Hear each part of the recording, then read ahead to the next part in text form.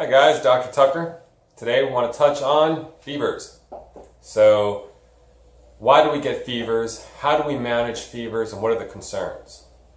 Let's get right to the very first concern people tend to have when a parent is emotional is, my kid's going to get brain damage if the fever gets too high. So actually, the likelihood of that is almost impossible unless the fever gets to about 107 degrees. I think a lot of parents start to get a little bit panicky at about 100, 101, and that's way too premature. You can suppress and manage some of those symptoms. But putting that aside, let's touch on the actual concept and concern.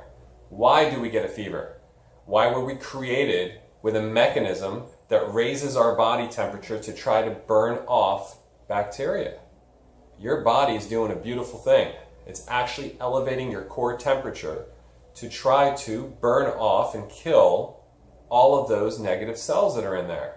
So if you've been exposed to some bacteria and your body's trying to burn them off because they will not thrive well at a high temperature and they will die, why would I take a suppressant of that fever if I'm trying to reduce my body temperature just to feel more comfortable?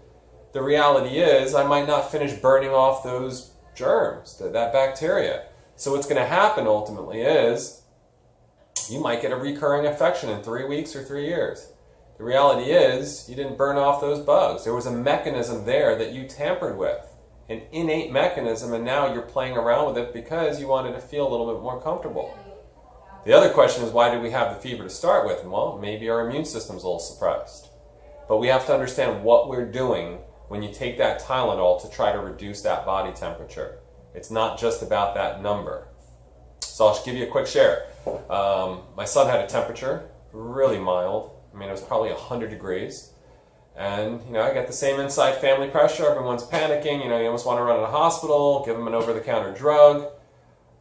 No need.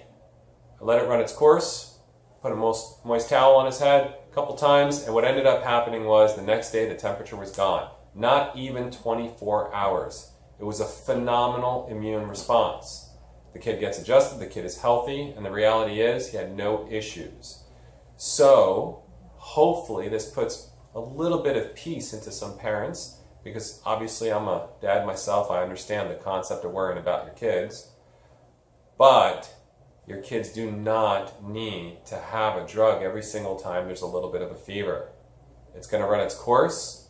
The body's going to develop a stronger immune function because of it. But understand why the body even developed that fever to start with. All right, hope that helps.